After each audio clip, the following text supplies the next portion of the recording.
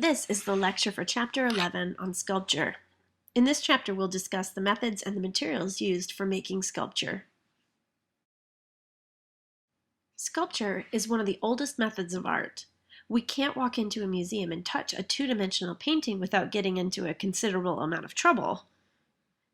Two-dimensional art cannot be experienced physically.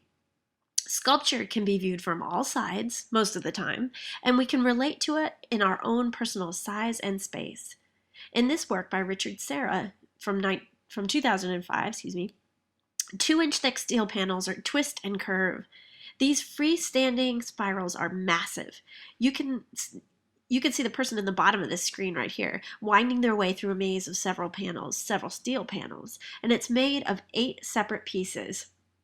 Richard Serra is well known for these steel panels that lean precariously towards the viewer, making them have an uneasy feeling.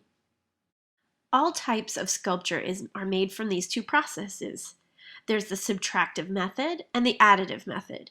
In the subtractive method, artists remove material. Think of carving a pumpkin into a jack-o'-lantern. In the additive process, the artist is adding the material as they work. Think of adding clay to a sculpture or nailing wood to assemble a piece. There are 3 ways to experience sculpture: as relief, in the round, and as an environment for the viewer to experience. In this first example, this is a stone carving. It's a flat piece of stone, probably meant to be attached to a wall. Remember when we talked about woodblock printing? Remember that the matrix was the carved woodblock? The first example of sculpture is very similar to that. It's a relief sculpture. Relief sculpture is meant to be viewed from one side only. The Egyptians were masters of the relief sculpture as they used them to adorn tomb walls. This is an example of low relief. Low relief has been carved into a raised surface, but you can't see behind the carved shapes. This is an example of relief, and it was of high relief, and it was done by the Greeks. It's considered high relief because the carving is done so deeply that you can actually see shadows created by the forms. High relief is so deeply carved that you can see under parts of some of the figures. This is an example of a sculpture in the round. This piece by Giovanni da Bologna from 1583, it's a sculpture in the round. It's meant to be viewed from all sides. This method was used for carving, and this method is carved, and the media is marble. Michelangelo believed that his blocks of marble contained a sculpture waiting to be released. Carving is a subtractive method where the marble is chipped or gouged or hammered away. Wood and stone are the most frequently used materials for this process. If an artist was carving wood, then they would have to pay attention to the grain of the wood as they carved, or the wood would splinter. With stone, selecting high-quality stone is key. Some stones are harder than others to carve. Sandstone is very soft, and granite is very hard.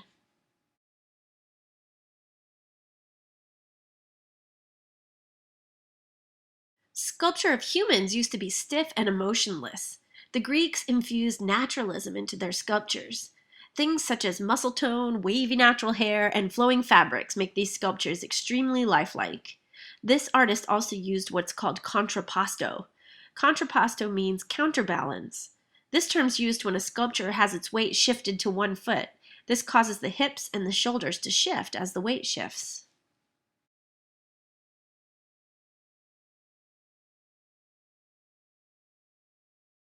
Clay is an additive sculpture material. Once formed and fired in a kiln, which is a large oven fired with wood, gas, or electricity, once it's fired, the clay holds its shape as if it's made of stone. Clay is soft and pliable before it's fired in the kiln, and it's easy to work with. It's cheaper than wood, marble, or metal to purchase, and it's available worldwide. We call all art forms that are made of clay ceramic art. In this work by Robert Arneson, he's made a rough, handmade version of a case of Pepsi bottles. And in the center, there's a real 7-Up bottle, if you can see it in there. The soft-looking forms are made from clay contrast what a real commercial case of soda would normally look like. He's even fired the work very quickly to ensure that the pieces would crack and look rough. It's a comment about mass-produced items. Okay, we're still talking about clay here. This is a spectacular sight. The Chinese have always been well known for their fine porcelain craftsmanship, producing vases and other objects that are splendid in their color, in their forms, and in their surfaces. This is a photograph from a starkly different Chinese clay project. This is a massive site in China. It's a burial site for Emperor Ti, who had this incredible site built while he was still alive. He was also known for creating a single code of law, a single written language, and for having the Great Wall of China built. His tomb contained over 7,000 life-size soldiers, horses, and chariots, and bodyguards, all made for the emperor. It is said that no two faces of these figures are the same, and each figure was made for each real man that it represented. It was all constructed between 221 and 206 BCE, before Common Era, and it was said that it was made using teams of people who created like an assembly line process. The people who were involved were not allowed to leave the site as it was a big secret. It was discovered in 1974 by a farmer working in his fields. The excavation is still not complete, and the emperor's actual resting place still has not been found. I added a video in the links below for you to watch featuring this incredible site. Another method of building sculpture is casting. Casting is a mold-making process where an original piece, usually made of clay, is cast in metal. To think about casting, think about a Jell-O mold. If you pour Jell-O into a mold and let it harden, it will take on the shape of the form you've poured it into. Casting doesn't have to be metal, though. You can cast many things you could cast with clay even, you can cast with rubber or plastic, and many other materials. Bronze casting is an expensive, heavy metal to cast with, and artists would often blend metals together to make metal casts. Bronze is so expensive that the artist had to devise a way to make the cast sculptures hollow to save on materials. This is the first step in creating a hollow bronze cast. This method is called the lost wax method. The original sculpture, usually made of clay or wood, would be cast in plaster, one half at a time. This enabled the artist to keep the original. Then wax was poured into the mold, allowed to set a bit, and then the hot wax remaining in the center was poured out. What looks like an original sculpture, only now made in wax, has been formed. Then rods of wax are added to the wax to allow for the molten metal to flow and burp air as it travels around inside the mold that will be made next. Think about how a chocolate bunny is hollow on the inside. Then the space inside the hollow form is filled with investment, which is like another plaster mixture, and then powdered on top with ground fired clay. Then molten metal is poured in. The wax vaporizes, destroying the wax model, but allowing the metal to take its place. All of these vent tubes will also cast in metal, but they'll be sawed off after the form is complete. I've included a video of the lost wax casting process below. You'll be amazed at how labor-intensive it is. New methods of lost wax casting have been developed to make this process a little less time-consuming.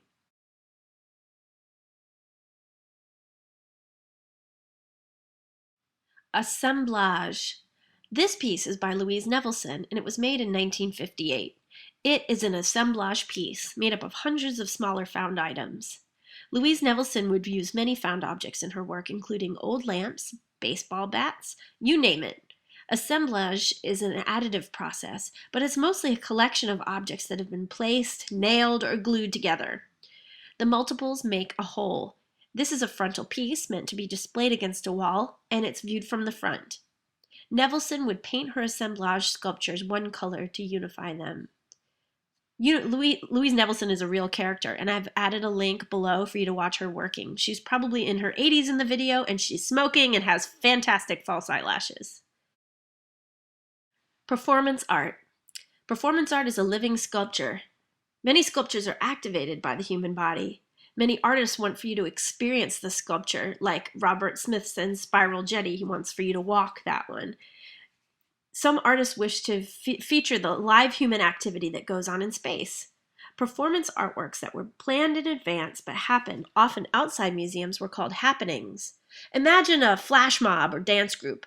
Those events are performance art, and they would be considered a happening. In the case of this work by Marina Abramovich and Ulay, the human body and how humans choose to interact with one another. The two naked figures, one male, one female, stood at the entrance of the gallery. A person who wished to enter had to decide which person to face as they walked through that space, as they squeezed through the small space between them. The artist had a camera filming the choices and had the film projected on the gallery wall. It continued until the police stopped them from doing it. So the artist had explored how comfortable we were with this sort of task, nakedness and gender. On the right is a piece titled Gnaw by Janine Antoni, which is a massive block of chocolate that the artist took bites of as the gallery visitors watched. And then next to that is a piece called Touch, in which the artist is tightrope walking in order to walk on the horizon.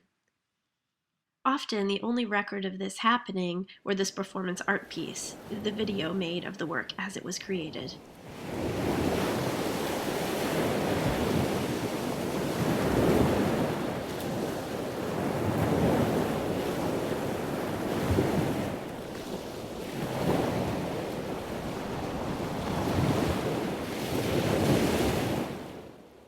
With installation art, the artist attempts to change our perception of space by installing an artwork into it. It's different from rolling a sculpture into a museum. Installation art can change the form of a building. It can be site-specific or designed for a particular space. The installation piece by Nancy Rubens is startling in its scale. It was commissioned by the Museum of Contemporary Art to be built onto the side of their building. Rubens has a fascination with boats. Yep, these are boats, and how they've remained unchanged for hundreds of years.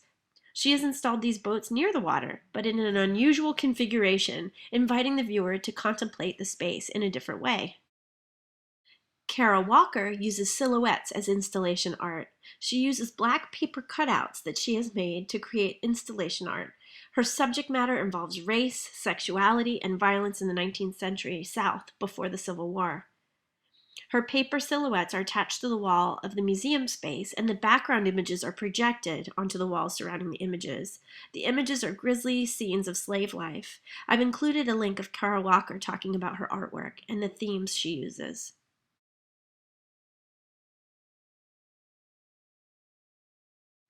In this piece by James Turrell, titled A Frontal Passage, he uses installations of fabric and light to immerse the viewer in an ocean of color. The viewer approaches the room through a blackened hallway, which leads to a chamber flooded with colored light. It makes the viewer have almost an uneasy feeling, as the room doesn't seem to have a top, bottom, or even be able to see where the walls are around you. It can make you lose your sense of balance.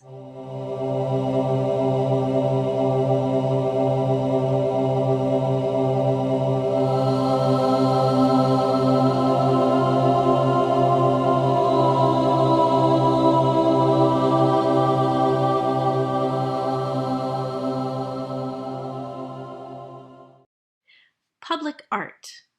The Gates was a massive $20 million art installation created and paid for by the artists Christo and Jean-Claude.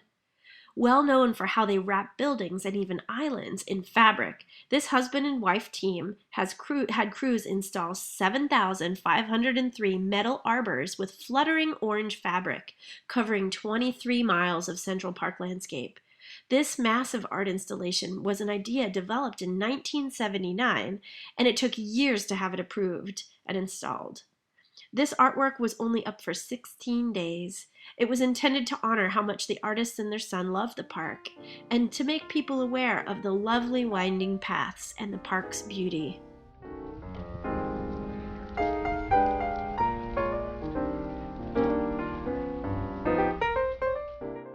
The Cloud Gate, located at Millennium Park in Chicago, is a massive metal sculpture containing 168 highly polished stainless steel plates. Nicknamed the Bean by locals, it's a massive bean-shaped reflective sculpture. It's a sight to behold as it reflects and bends light in such a way that it's a fascinating experience. I've been there and it's pretty awesome. Anish Kapoor wanted the piece to reflect the city and its people. You can walk under the sculpture as well, which is like an adult version of a funhouse mirror.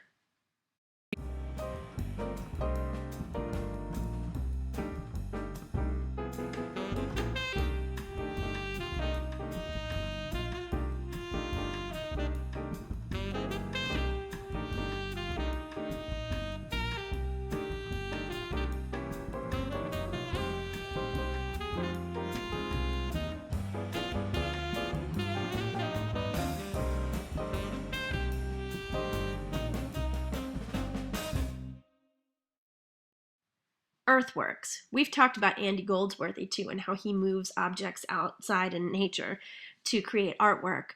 Earthworks are large installed artworks made of earth that surrounds it, or sometimes by adding to it on a large scale.